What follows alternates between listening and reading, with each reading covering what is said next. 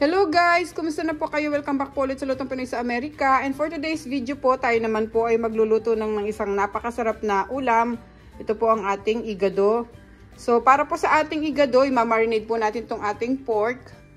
Meron po tayo diyang pork butt, ang ating pong pork heart, pork liver, soy sauce, vinegar, at saka po yung ating black ground pepper. At para naman po sa iba po niyang sangkap, meron po tayo ditong cooking oil, onion, garlic, ang ating pong green peas, laurel, meron po tayo ditong pork cube, kalahati lang po yung ilalagay natin. Tapos yung ating pong red bell pepper, carrots, garbanzos, at saka po yung pork broth. Pag-check nyo na lang po sa description below, lahat po naman kakailanganin natin sangkap para po sa ating igado at mag-umpisa na po tayo. Sa mga bago po sa aming channel, sana po mag-subscribe kayo sa Lutong Pinoy sa Amerika. Marinate na po natin itong ating mga karne. Okay. Para po sa ating pork butt at pork heart, ilalagay na po natin ng vinegar pero mag-iiwan po tayo ng konti para po ilagay naman natin sa ating pork liver. Tapos lagyan po natin siya ng soy sauce. Yan. Yung mga natira po ilalagay natin dun sa ating pork liver. Tapos yung ating pong black ground pepper. Yan, lagay na natin lahat. Mix po natin.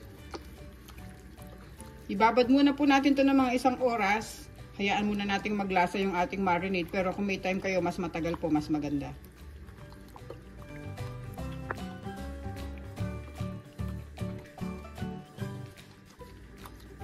Yan. Takpan po natin to ng plastic tapos iset aside natin. Ngayon susunod naman natin yung ating pork liver.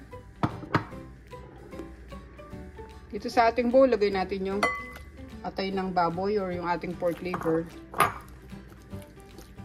Tapos lagyan din natin siya ng vinegar at yung ating soy sauce. Yan. Marinate muna po natin yung ating mga karne ng 1 oras. Babalik po ako. So ngayon guys, after natin ma-marinate itong ating karne, hiwalay muna natin siya sa sauce niya.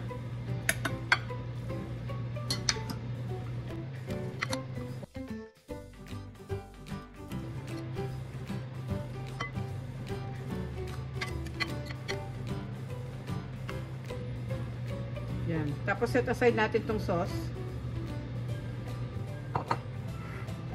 Ngayon pwede na tayong maggisa ng ating igado. Mainit na yung ating pot. Lagay natin yung ating mantika. Tapos sunod natin yung ating bawang.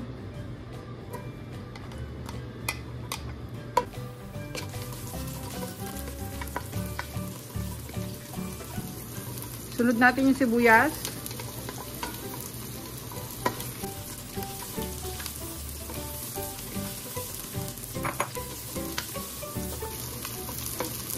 Then, ilalagay natin yung ating pork. I-sear natin tong pork natin.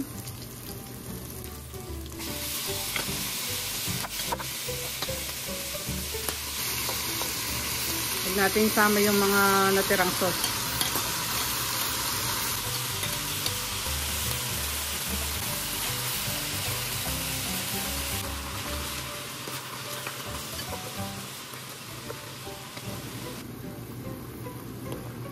Sinisir lang natin itong ating karne sa malakas na apoy guys hanggang mawala itong mga sauce na to.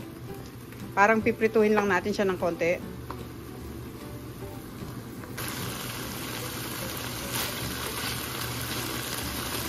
Ngayon guys, na-drain na yung sauce niya. Yan, medyo napiprito na itong ating karne.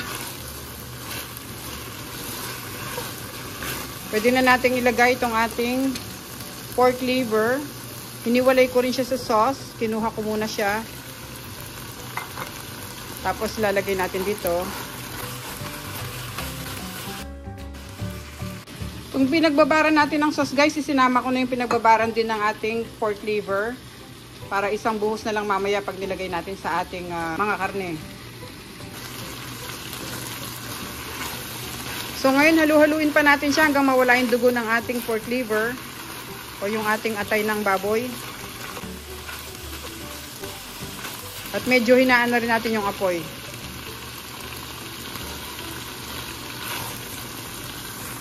Ngayon na wala na yung pagka-pink ng ating pork liver, lalagyan na natin yung ating pinagbabara ng sauce.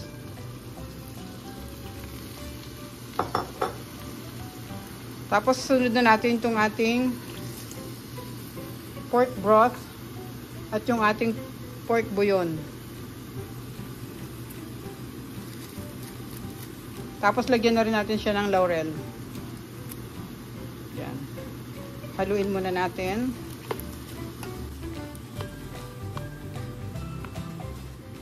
Papakuluan pa natin to guys ng mga 30 to 45 minutes kasi hindi pa malambot yung karne natin, yung ating pork heart at saka yung pork butt. So ilalagay natin yung takip at hinaan natin yung apoy.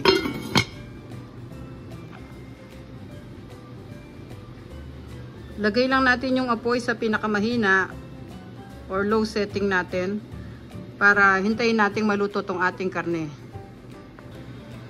Okay guys, after 40 minutes, ayan na siya. Tingnan natin. Ayan. Lutong-luto na yung ating karne. Kasi yung karne ng puso ng baboy, mahirap pakuluan to matagal. Kaya kailangan talaga mga 30 to 45 minutes. Pero 40 minutes lang, okay na yan. Yan, natutuyo na rin yung sauce niya. Ngayon nilagay na natin yung ibang gulay.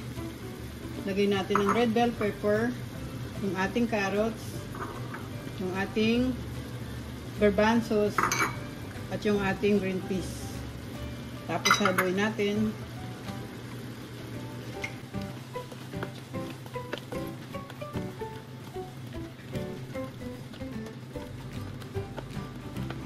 Tatakpan ulit natin to guys para pakuluan natin at lumambot naman yung mga gulay natin. Mga 5 minutes lang. Half cook lang natin yung ating mga gulay na nilagay. Okay. Lagay ko ulit yung takip.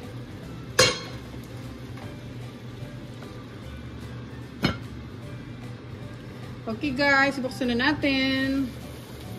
Yan na ang ating igado. Sarap-sarap nito guys, lalo na sa mainit na kanin. Luto na ang ating igado. Ilagay na natin siya sa ating serving plate at i-off na natin yung stove.